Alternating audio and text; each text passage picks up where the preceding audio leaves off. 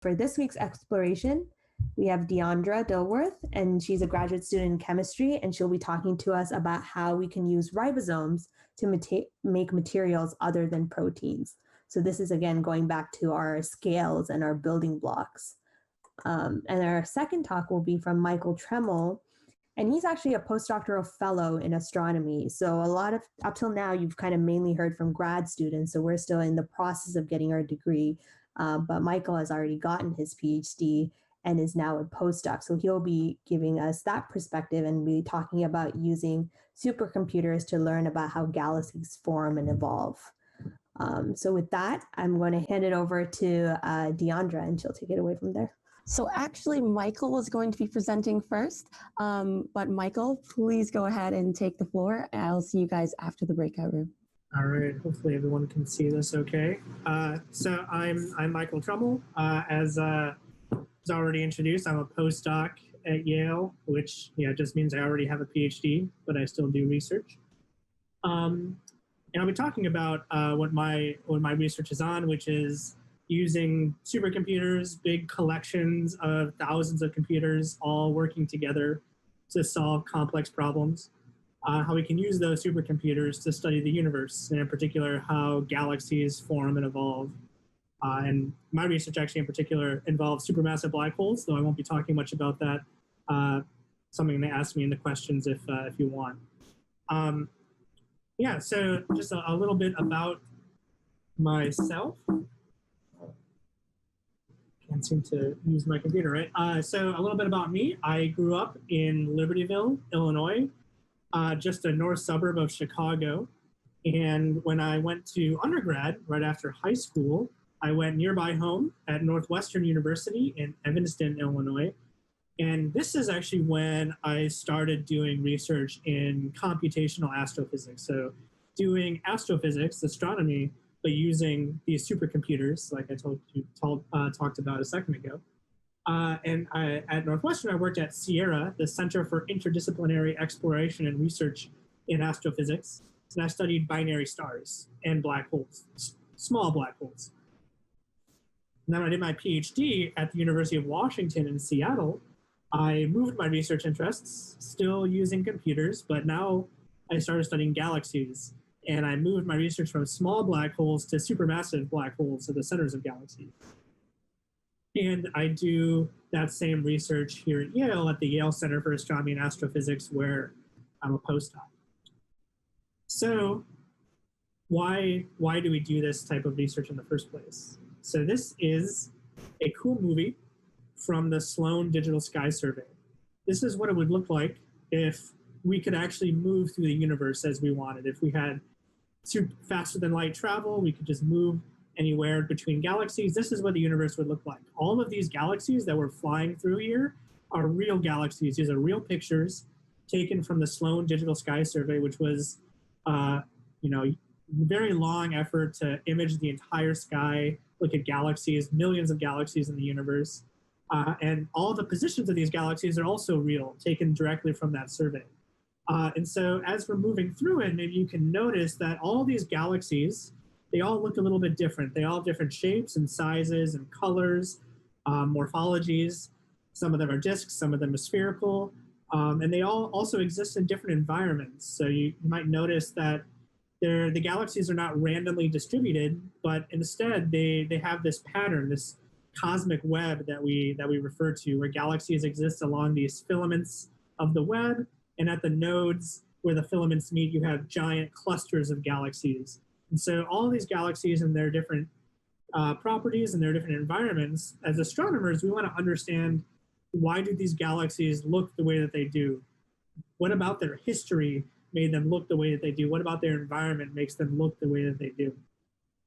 And now while this survey, the Sloan Digital Sky Survey, was really great, it actually only imaged a really small fraction of the universe. We can actually go very far away from us if we instead move to space. So the SDSS was done on Earth, but if we can use Hubble, a space telescope, to just stare at the same point in the sky for a really long time, we can collect a whole bunch of light. And as we're staring at what seems like a blank area of sky, what reveals itself to us are 10,000s of galaxies. So this image I'm showing here on the left is the Hubble Ultra Deep Field. So this is the result of staring at a blank piece of sky for over a year, and you get out tens of thousands of galaxies.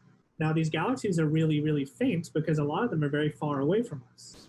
So this image here has galaxies that are so extremely far away that we're actually looking really far back into time, all the way to the very earliest phases of the universe. And to understand that a little bit more, we need to understand a bit about how observations work.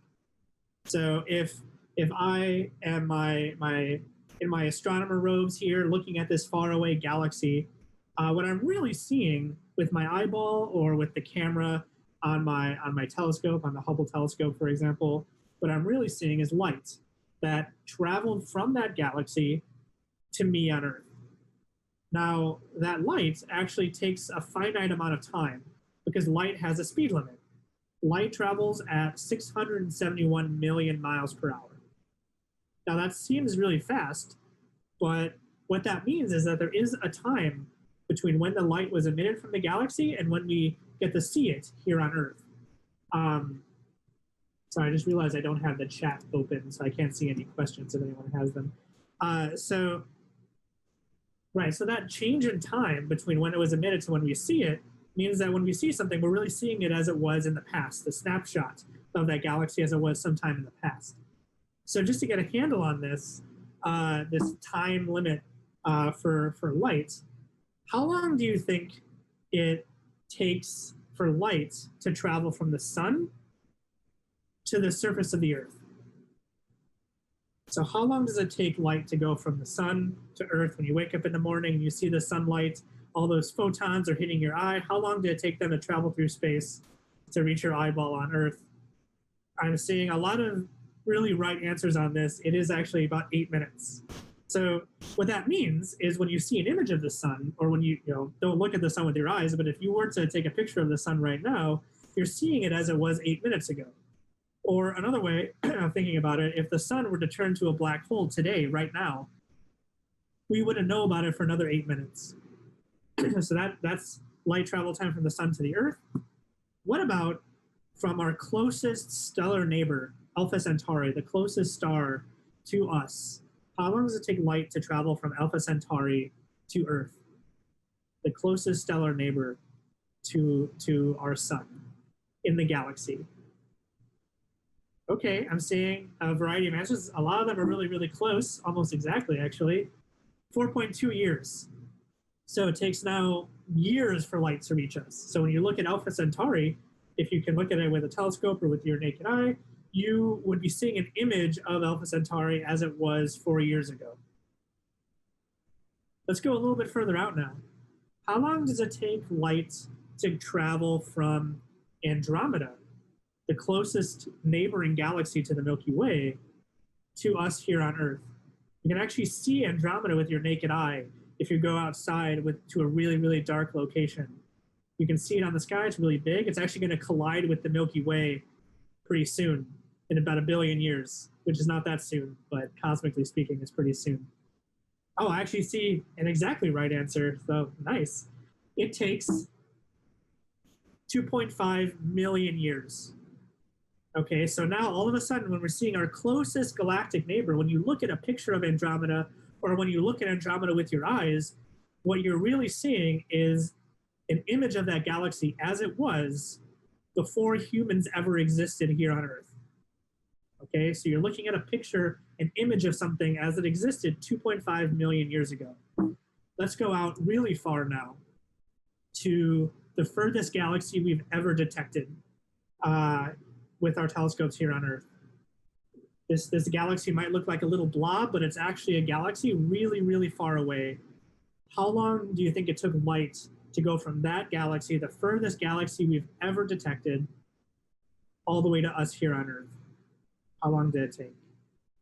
Okay, I'm seeing some close answers. Okay, some really, really big answers. Those are too big. It took about 13.3 billion years. So this image of a galaxy is from light that traveled longer than the age of our sun to reach us here on Earth. this is almost the very beginning of the universe that we're looking into. So the point of this, right, is that when we look at images like this, what we're really seeing are basically a whole history of the universe. Because we can see galaxies at a whole variety of distances, that also means we're seeing galaxies at a whole bunch of different times along the whole history of the universe. Now, our goal as astronomers is to try to connect the dots between these galaxies. So here what I'm showing are a bunch of different galaxies at a bunch of different times that were imaged by the Hubble Space Telescope. And these galaxies look really different. The universe looks a lot different at some of these times. And we try to understand how are galaxies changing with time, and how is that evolution dependent on all these different variables, the environment, the specific history of these galaxies, all of that. And this is hard because really all we have are snapshots of these galaxies. And similar, if you think about family portraits, that's really all we have of these galaxies. They're instants in time of different galaxies at different places at different times. And what we need to do is try to use that information to come up with a cohesive story. We can't actually watch a galaxy evolve over time. Because if you were to look at a galaxy for even 100 years, a whole human lifetime, it wouldn't change at all. If you looked at it for 1,000 years, you wouldn't see any change, right? So we can't actually watch these galaxies change. But that's exactly where simulations come into play. Because with simulations, we can actually watch galaxies evolve. So this is actually one of my simulations. What we're seeing are a mixture of gas, stars that are forming out of that gas in purple and in red, and black holes that also form and grow in those galaxies in white. And what you'll see in this movie is the galaxies are starting out really tiny and merging together to form bigger and bigger galaxies. And eventually this galaxy is going to become something that looks a bit more familiar to you. You'll see a disk forming with new stars and gas that looks more or less what we think the Milky Way galaxy looks like. And as we watch this galaxy forming, we can compare it to observations at all these different times to understand and sort of help connect the dots between these observations that we make of galaxies at different times to galaxies that we see more today. And understand, all right, how the galaxy looks now, how is that connected to how it looked a long time ago? Now, these simulations are actually not so different from maybe something that you're normally used to thinking about. At least I was when I actually, even now, I use a lot of these things as video games. So these simulations, physics simulations, you're interacting with physics simulations on a daily basis if you play video games. So when I was growing up, I loved video games. I was actually I'm still too young to have been born before Mario came out. But Mario is a very simple video game that you might be familiar with. But even that has physics in it.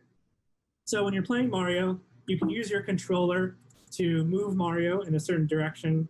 You can then use your controller to make Mario, say, jump, right? But when Mario jumps, you don't expect him to fly away forever. You expect Mario to come back down, okay? And that's because the simulation and the video game knows that while you're telling Mario which direction to go and how fast, the video game is pulling Mario back down with gravity, right? So every time you play a video game, you're essentially interacting with a physics simulation, similar to the ones I use on these big supercomputers. Now, in the case of these, they're not really trying to be too realistic. In real life, people can't actually jump that high, but there's still physics nonetheless. And the video games that are newer, that are more advanced, try to simulate more realistic physics. Now, we can actually use our own computers to do some basic simulations. So this is an example that you can actually go to this website and check out these simulations for yourself and run them on your own computer. So these are simulations of a couple stars. So all these simulations do is they calculate gravity and decide how these stars should move based on the initial conditions that I've given them. So on the movie on the left, I have two stars. I start them off with a certain position and velocity, and then I let them go, and they move in an orbit.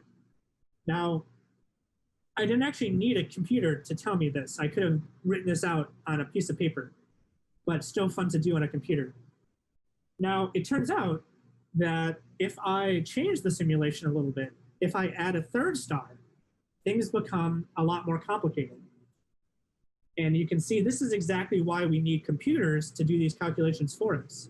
I would not be able to tell you what types of orbits these 3 stars would have without a computer. Now, it's only 3 stars, so actually it's a pretty simple calculation still for my computer to do. The problem is, how many stars do you think the Milky Way has? It's a lot more than 3. How many stars does the Milky Way have in it? How many stars do we need to simulate if we want to understand the Milky Way? It's a bit more than 50. Okay, trillions, now we're getting to a little bit high.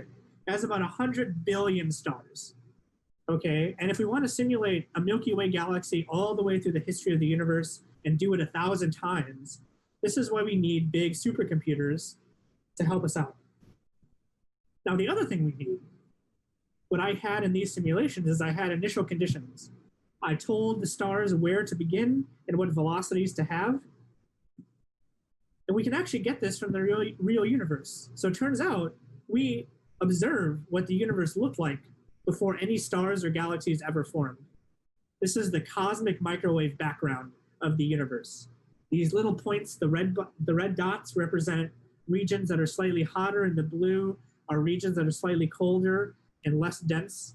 But all this is just a map of what the universe looked like back when it was just a bunch of hydrogen and helium gas.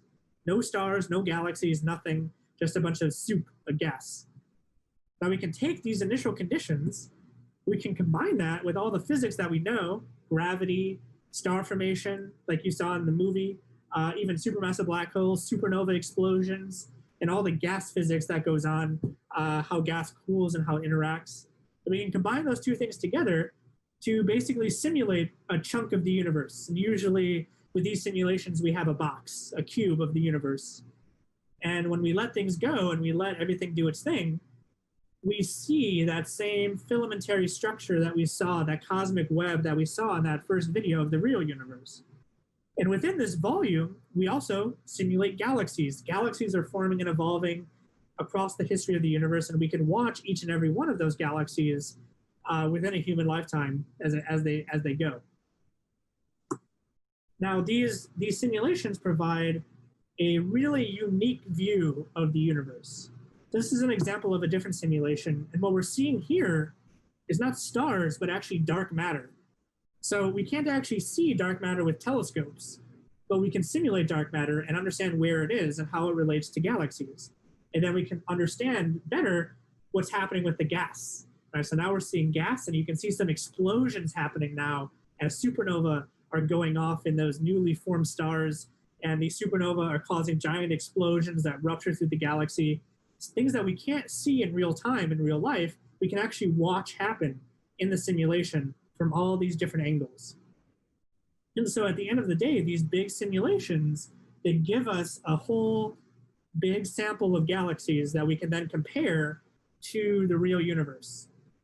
So just like the real universe, these galaxies in the simulation, they have a whole bunch of different morphologies, different colors, different shapes, different sizes, and we can begin to understand, because we can follow all these galaxies through time, why do they look the way that they do to us today or at any given point in time in the universe. And so simulations have a really important role in astronomy in particular. So this is kind of a diagram illustrating that. So when we have our simulation, we can see the universe in this really unique way. We can make predictions that we can then pass on to the observers. We can say, okay, I think this thing exists here in this way, and here's how you should be able to observe it. And the observers, they can make a plan based on what our simulations say about how they can actually see this thing. They can see it, they then pass it to us, and we compare with our simulations, and we see what we need to be doing better or differently to reproduce those observations. And then we can run a new simulation and make a new prediction, and the process starts over again. So we can utilize simulations in this way. They play a really important part in our understanding.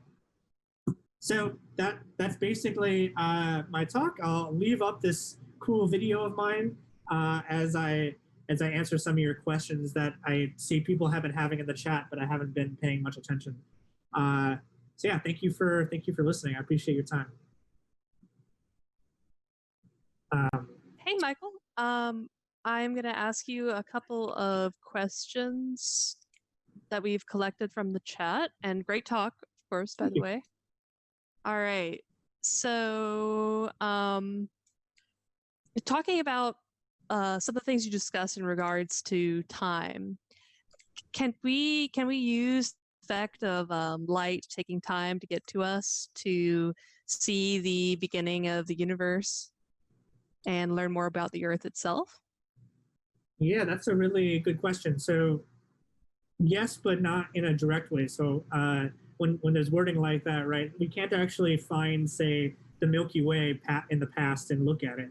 But what we can do is look at galaxies in the past and understand what the Milky Way might have looked like in the past.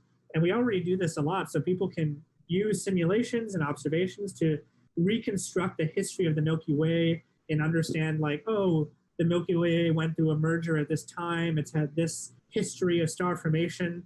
This is how the disk of the Milky Way formed over time.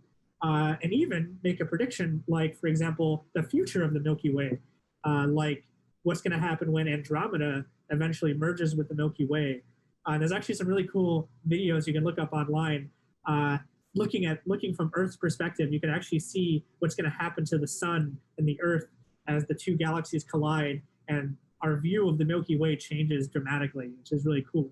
Nothing bad will happen on Earth if we're still alive by then, or humanity still exists, I should say.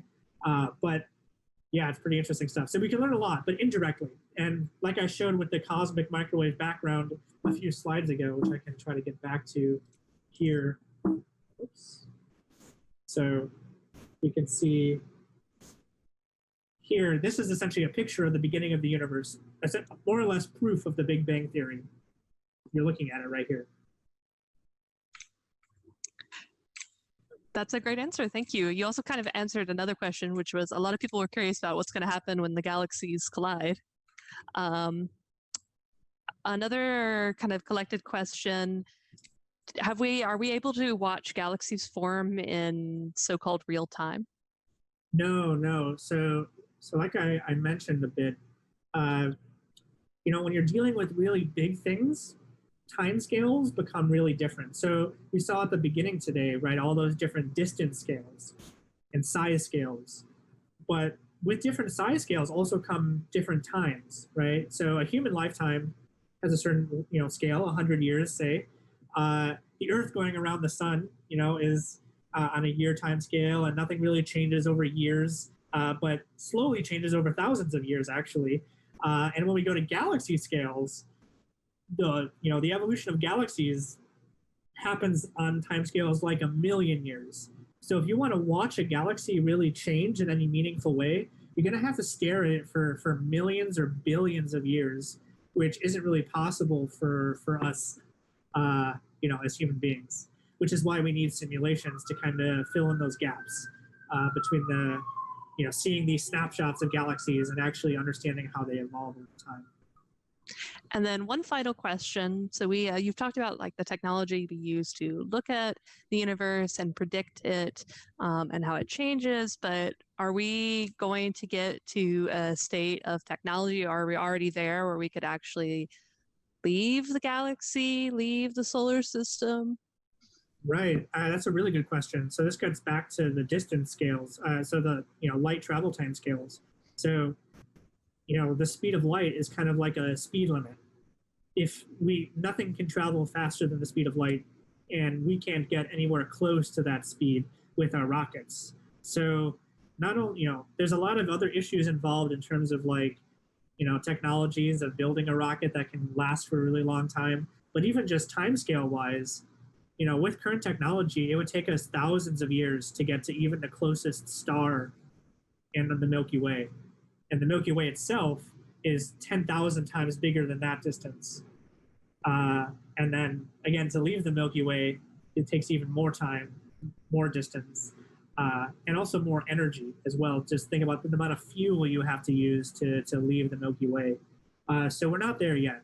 And even if we somehow get to the point where we develop some, light speed travel, still, even if you could travel at light speed, it would take you 10,000 years to go from Earth to the other side of the galaxy. So you need even crazier technology like, warp speed or something like that allows you to travel much faster than the speed of light to do anything meaningful in a human lifetime. We're nowhere close to that, unfortunately. We're still trying to get to Mars. That's kind of where you should set your sights, I think. It's a little bit closer to home. Well, thank you so much for answering some of these collected questions, Michael.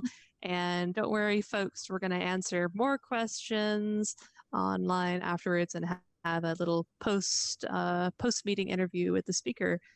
Kind of like we did in our last Exploring Science event where we had a space talk, we're going to go from really big now to much smaller. So Diondra is going to tell you all about ribosomes, which are normally a thing that you find in cells, but how she's going to use them to do some really good new chemistry for all of us.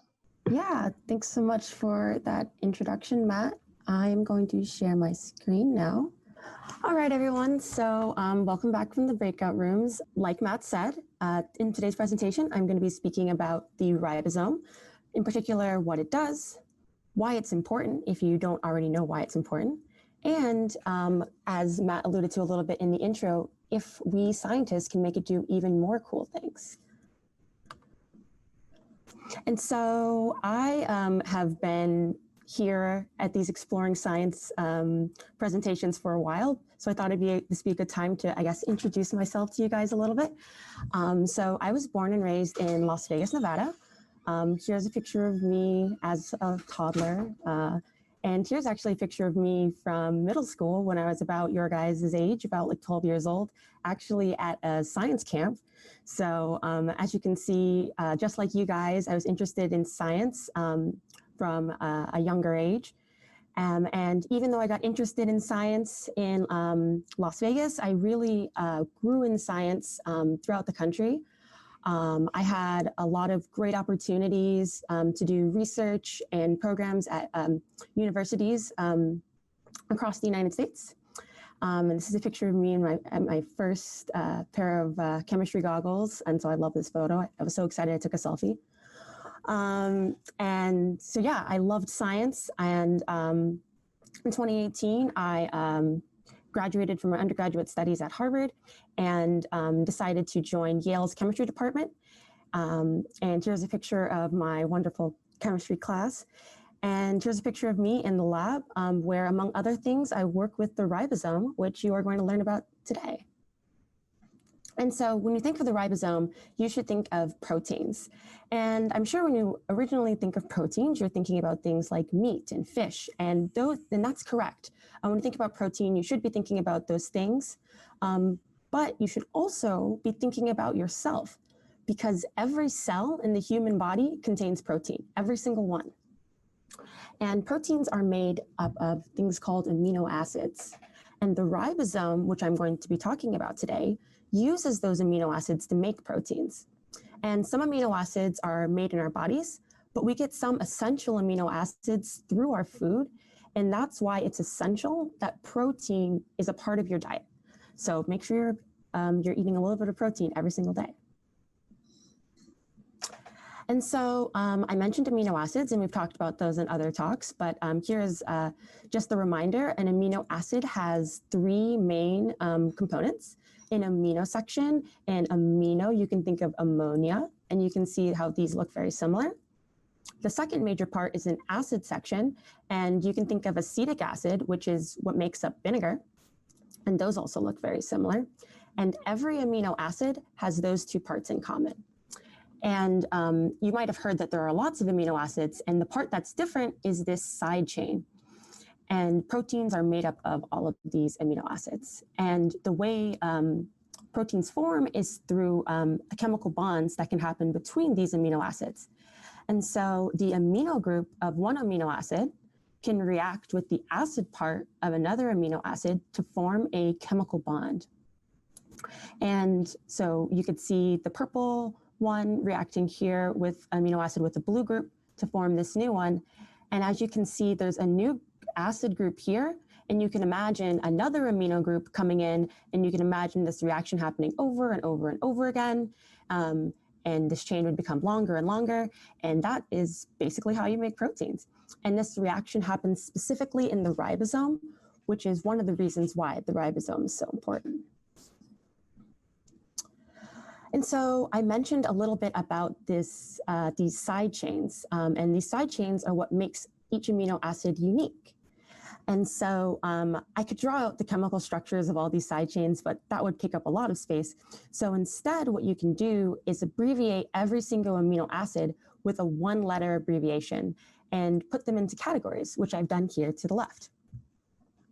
And so here you can see there are lots of different ways to organize these amino acids. You can think about them in terms of how they like or dislike water. And so the ones here in blue are hydrophilic. And so if they could be, they would prefer to be near water. And then the orange ones here are hydrophobic. You can think of like claustrophobic when you don't like tight spaces. And these amino acids would just really prefer not to be next to water. They also come in different sizes. You can see some of these are shorter, some of them are longer, and some of them have charges, like positive and negative charges. And so here we're going to have a little exercise to see why all these classifications actually matter. So if we were a protein, and well, say we're making a protein, and we get to this spot here. And this spot here is next to a water molecule. So what would be a really good amino acid to put in this location? And you can just put the one-letter abbreviation into the chat. So it's just any amino acid that can interact with this water molecule here. I see someone said K, and that works. And another one, I just chose R for arginine, and I just chose that one, but you could have chose any of the other molecules in blue, and that would have worked just as well. And the reason why this matters is, unlike how I drew it there, proteins are actually not just straight lines. They actually have lots of folds, and some parts can be on the outside near water, but there's some parts that are inside hidden from water. So these hydrophilic amino acids can be on the outside interacting with water, whereas the hydrophobic amino acids can actually hide inside and stay safe away from the water. And so here I have another example for you guys. What if instead of a water molecule, we had a manganese ion? And manganese is a positive ion. And so if you can remember, opposites attract. So can you see any negatively charged amino acids that would be good for this location? Yeah, I see people saying DRE, and that is 100% correct. I just picked E for convenience, but D would have worked just as well. And in this picture here, you can see that here in purple, the sphere is actually a manganese ion. And all around the manganese ion, you can see these Ds and these Es, which are associating with the ion, helping to make sure it's in the right place at the right time. And so, as we saw earlier, the sequence of these amino acids matter. We want to make sure that it's in the right place to be interacting with water, or in the right place to be interacting with the manganese ion. And without a ribosome, since every amino acid can react with each other, you would just get random orders of amino acids. And so one of the major roles of the ribosome is to make sure that only one sequence is formed, and it's to make sure it's the right sequence. But how does the ribosome know where to put each amino acid to make a protein? And so the ribosome is actually part of a complex system that includes DNA, RNA, working together to help the ribosome make proteins. And here we can see this system all at once. And so here you can see the DNA, which is the instruction manual, which has all of the instructions for how to make proteins. And we have one of the RNAs, the messenger RNAs, taking the message from the instruction manual of the DNA to the ribosome, so the ribosome knows what to do. And then we have tRNA, which are transfer RNA, taking amino acids to the ribosome, so it has the amino acids to build with. And then the ribosome is where the reaction occurs, and it makes the growing chain of amino acids, which eventually turn into the protein that you guys know. And so the ribosome has been doing this for a very long time. The ribosome is estimated to be about 4 billion years old. And this process, protein synthesis, is the only thing that it does. Like, I can't imagine having a job for 4 billion years and only doing one thing. But the ribosome is very, very good at its job, and it can react 200 amino acids per minute. But, you know, scientists have been wondering, it's been 4 billion years, perhaps we can use the ribosome as a machine to make other things. And the types of things that we can make are things called polymers. So polymers are substances that are made up of multiple similar units bonded together. And proteins are a type of polymer. And the similar units that are bonded together are the amino acids. But there are lots of other polymers that I'm sure you guys see every single day. One really common polymer is plastics.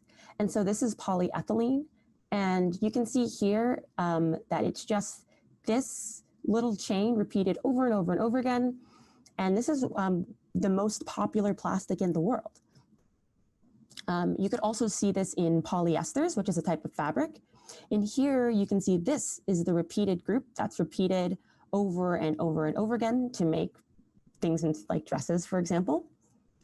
And then you also have more complicated polymers like polyketides. And if you look really closely, you can see like the red and the blue units are made up of the same things. And this specific polyketide is an antibiotic medicine called erythromycin, which it can help you if you ever have a bacterial infection. And so it's pretty easy to make simple polymers like polyethylene and polyester. But as we try to make things that are more complex like polyketides, it can be really, really difficult. And so we wondered, if the ribosome can make proteins, can we use it to make other complex polymers to make things like medicines, which we might need? And so to do that, we need to change a couple things in the process. So first, we're talking about DNA being the instruction manual. Well, right now that instruction manual is saying make proteins. And if we're going to have the ribosome make things that aren't proteins, we're going to have to find a way to have the DNA say something else, tell it to make something that's not proteins. And the next part that has to change is the RNA that's responsible for gathering up all the amino acids. We're not using the amino acids as pieces anymore. So we're going to need to figure out how to use RNA to gather new chemical pieces for the stuff that we want to make. And lastly, we're going to have to change the chemical reaction that occurs, because we were talking earlier about how the ribosome, the only thing it's ever known how to do is the reaction to make proteins. And so we've got to teach it something else, or this is just not going to work. But if we can do all those things, then we can possibly use the ribosome to make things like medicine, materials, and even more things like these phone cases here. And so I work in chemistry, so the chemical reaction part is the specific part that I work on. And so this is a little bit about how the workflow works. So the first step in working on a project like this is experimenting with reactions in biological conditions. And this first step actually doesn't use the ribosome at all, but we need to make sure that we're doing chemistry in things that are like biology. So using water, using ions that are found in biology, like the manganese that you saw on an earlier slide, and using temperature found in biology, because, you know, living things don't work when it's freezing or when it's really hot outside, like this weekend. Like, we need to make sure that it's in conditions that work. And then the next step, we can start to move these reactions to something called in vitro. And basically that means that we are taking everything from a living cell, including a ribosome that's needed for the ribosome to work, but it's not inside a living cell. And so this gives us a little bit more control to make sure that the ribosome is actually helping to make the reaction work. And if this all works outside of a living cell, we can move the reaction in vivo, so in life. And of course, this includes the ribosome because it includes everything in biology, because it would actually be happening in a living cell. And so this first step is the step that we're currently on in this project. And just a little bit more about the importance of this step. There are lots of chemical reactions in the world, and we need to make sure that we choose the right chemical reaction that can happen in biological conditions, because the ribosome actually doesn't make the chemical reaction occur. It just really makes sure that the chemical reactions are happening in the right order. So the ribosome really helps with the sequence, but it doesn't decide whether or not the reaction will happen at all. So first, we need to figure out if the reaction will work, and then we'll use the ribosome afterward to get the correct order. And so what's the future of the ribosome? Can we use it to make medicine and these gloves here? Possibly. We have a couple hints, but we're still not entirely sure, but we're really, really hopeful that it is going to work. And so this is a really big project, and we have scientists from all over the country working together to find these answers. Here's just a sampling of some of the professors that I get to work with in this project. And as you can see, for a really big project, you have people who are interested in it from all different backgrounds, both young and old. And so hopefully together we can help the ribosome find a new thing to do after 4 billion years. And so, yeah, this is all the people that I get to work with on a daily basis. This is just me thanking everyone. But I would also like to thank you guys for listening to my presentation, and I'll take any questions that you guys have.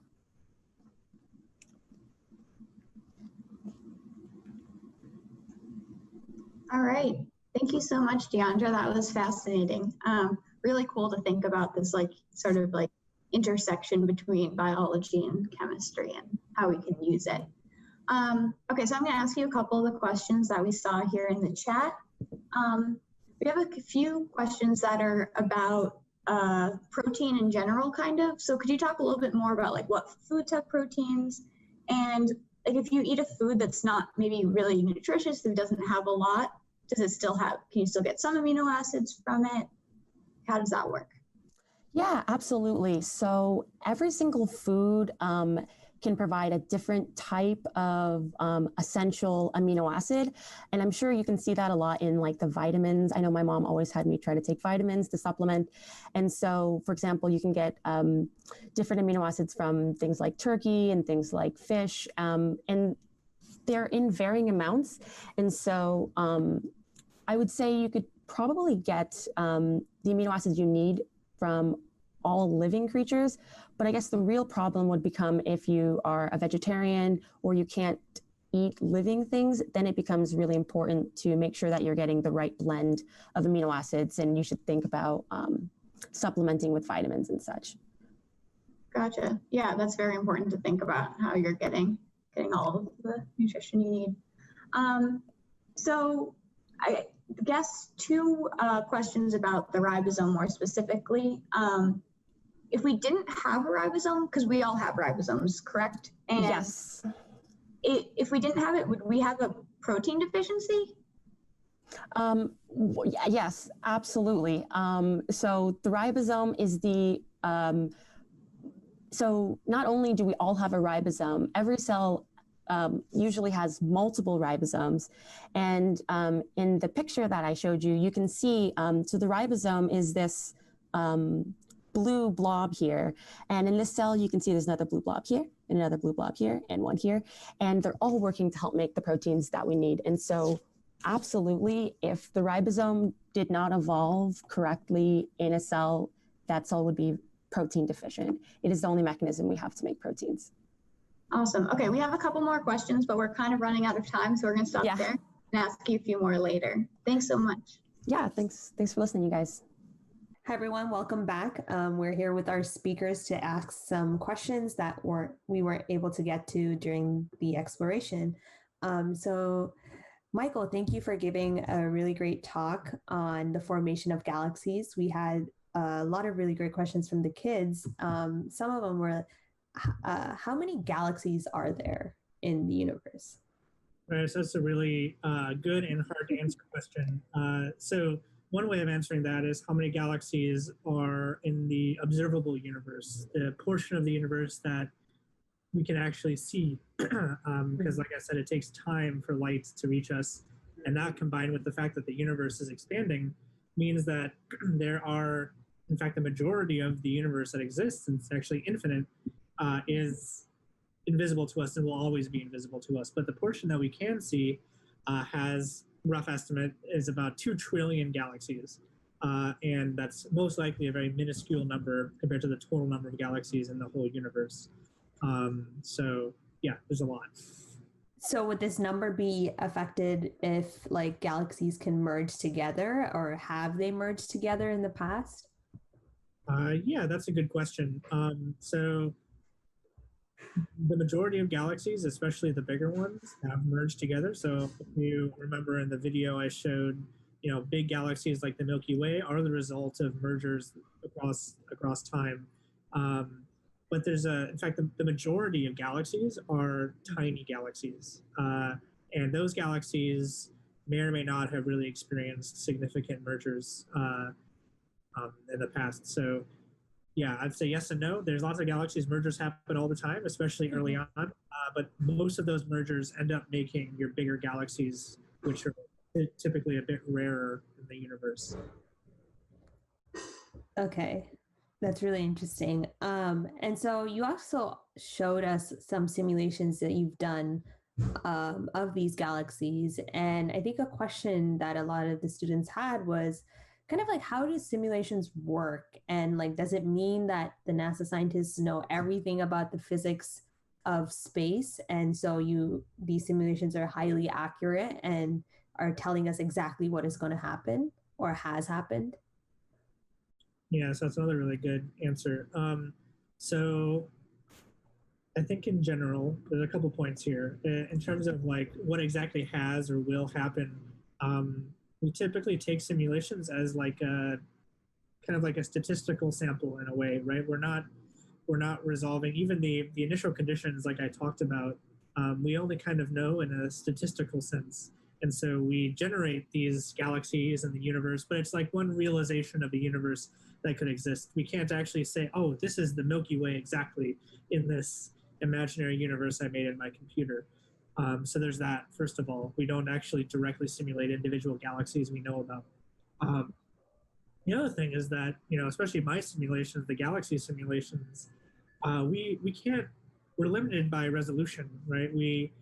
We're not resolving everything that's happening at every scale. We're not resolving the molecules inside human beings in these simulations, for example. In fact, in my simulations, we only are modeling physics on the scales of hundreds of light years. So anything smaller than 100 light years, or the size, the distance that light travels in 100 years, which is quite big, roughly, much larger than even the distance between stars, individual stars in the galaxy. That's more or less what we can resolve in these simulations. So we can resolve galaxies and their structure, but we're not even really simulating individual stars. Some simulations can get close, but even then, they're not trying to simulate planets or anything like that. You have to rely on different simulations, and there's a whole different set of people that run models specifically about, planets forming in the universe, and even people that run, biological models about, things like that, more detailed, smaller scale stuff. So yeah, it's all different simulations for different scales, basically, is one way to think about it. Okay, so kind of this really bridges into the next question, which is like, so you said that there's a lot of unknowns, but can we still kind of use these simulations to kind of learn more, or simulations of other galaxies to kind of shape an idea of what's happening in our galaxy, or what's happening in our solar system? Like, I guess how does it help us gain knowledge? Yeah, definitely. So I would say for galaxies, it definitely helps us gain knowledge. We know a lot now about the history of the Milky Way, even in some really good detail. And part of that is because simulations are more detailed, and part of that is because the observations of the Milky Way are really detailed. We know we can actually now pinpoint, specific structures in stars in the Milky Way that came from mergers in the past, and we can reconstruct for example, the history of mergers of the Milky Way, how its disk evolved over time, how stars formed over time in the Milky Way. Again, when you're talking about individual stars, you need different simulations for that. So there's other people that simulate the life cycle of stars and the evolution of planets around those stars. And we can use those simulations to learn more specifically about Earth and about other planets that might exist in the solar system. But again, it depends on what question you're asking, what type of simulation you'll use. No simulation can get every scale correct, either big scale or small scale. You can't really get both. Correct. Yeah.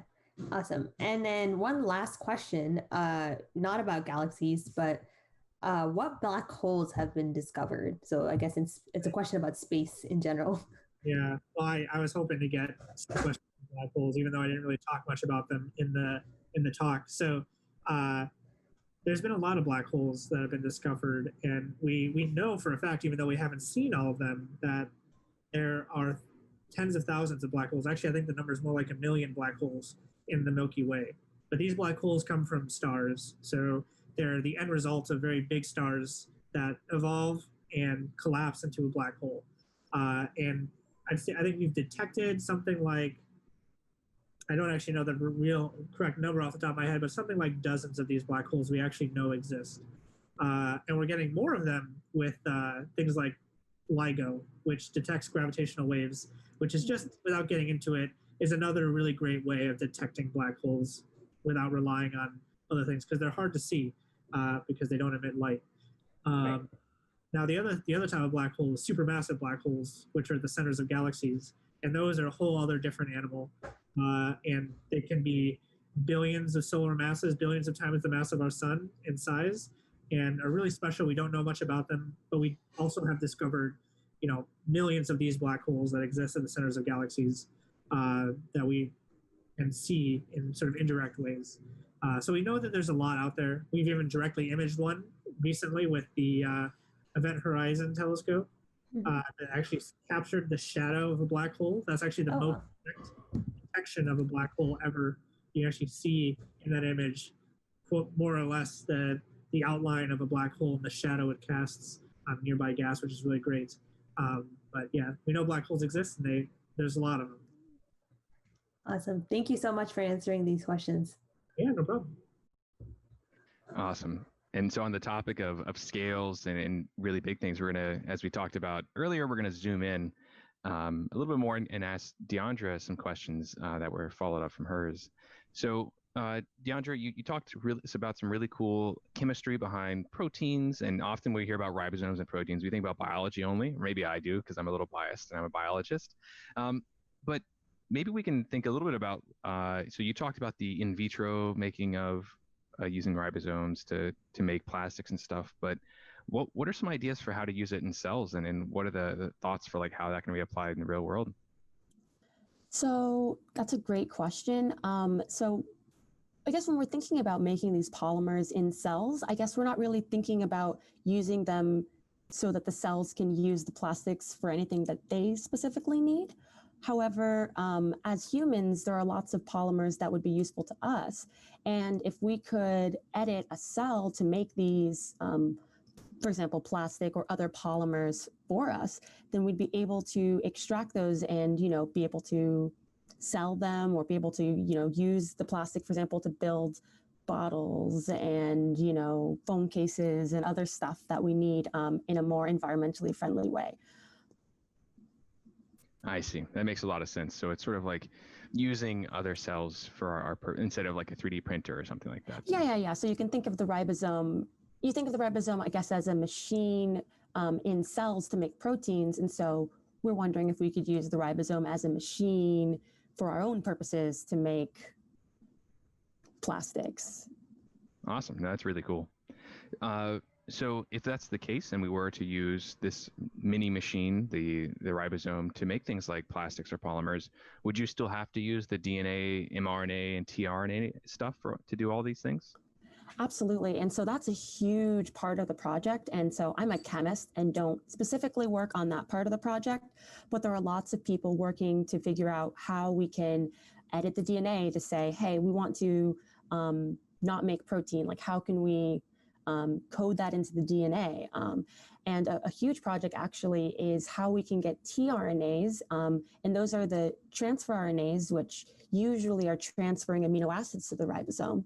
We're wondering if we can edit those and modify those to bring other pieces that are not amino acids to the ribosome. And that's actually the major part of the project that I'm working on, is how we can design molecules that tRNAs that are actually in cells or edited TNAs, if either of those can be used to recognize these unnatural molecules that I'm making. I see. So it's not just as simple as necessarily changing the inputs, right? Yeah. There's a lot of different steps. All the pieces have to change. Yeah. Interesting. So maybe bringing you and Michael's talks together on the topic of ribosomes, though. So there's a lot of interest from the students today about aliens. Do you think that alien cells would have ribosomes or something similar, or what do you think that would be like? So I definitely think that aliens would have to have something like a ribosome. I guess it's unsure if it would have evolved similar to our ribosomes. What's interesting, I actually got a question from a professor earlier in one of my exams, and they had asked me whether, like, why the ribosome didn't just evolve to be able to make plastics from the get-go, because you can think it's been 4 billion years, why hasn't the ribosome done that? And so I guess when we think about these alien ribosomes, maybe in their planets, there's a reason why it would be useful for them to be able to use the ribosome to make proteins as well as other types of polymers. And so maybe their ribosomes are even cooler than ours. Who knows? So do you think maybe an alien ribosome has scooped your thesis and you're going to have to get to it before them? Actually, that's a really good point. I think I need to publish soon before an alien comes down and already has all the answers. Yeah. Well, thankfully, hopefully one of Michael's telescopes won't find out until after you publish, right? Yeah, that's the goal. Awesome. And so maybe just to round this off on sort of a bigger picture scientific note, there was a question in the chat about what would happen if scientists knew everything. And so do you think that's possible, or do you think that so what are your thoughts on that? Maybe both you and Michael could chime in on that. So I can say from a chemistry perspective that it is very clear that scientists do not know everything.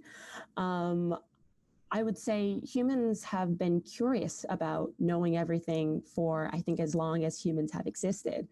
And little by little, we've been getting knowledge and modifying knowledge. But even the field of chemistry that I work in has only been around since about the 1960s, which in the grand scheme of things, especially if we're thinking about Michael's talk in the grand scheme of time, that's really not that long at all. So there's still so many more years to discover more things. And I don't think we'll ever be able to know everything. And I guess that's the cool part of science. That's a great point. Yeah. I mean, maybe we have enough time, right? Michael, you said that we have a lot of time until the galaxies collide, right? Yeah, I mean, nothing bad will happen to Earth when the galaxies collide, so that's fine. No, I think, yeah. Just to add to that sentiment, we've only known other galaxies existed for about 100 years, a little bit less. Einstein himself didn't believe other galaxies existed. He didn't even believe in the Big Bang Theory for quite some time. So this is all very recent stuff as well from the astronomy standpoint, for sure. And then just to give maybe a nerdier answer to whether or not scientists can know everything, that three-body interaction I showed in my talk, that's an example of a chaotic system. And so there's chaos everywhere in the universe. And what that means is that unless you know something to extreme precision, little differences, little uncertainties will expand dramatically with time. And there's something called quantum mechanics that says you can't know everything for certain. So to some extent, there's always going to be some chaotic nature to stuff, and you're never going to be able to predict things 100%, just because of the nature of chaos. So yeah, but I don't think that's the goal for science. I think the goal is to understand stuff, which we're still, like Diondra said, we're very far from understanding a lot of things. So yeah.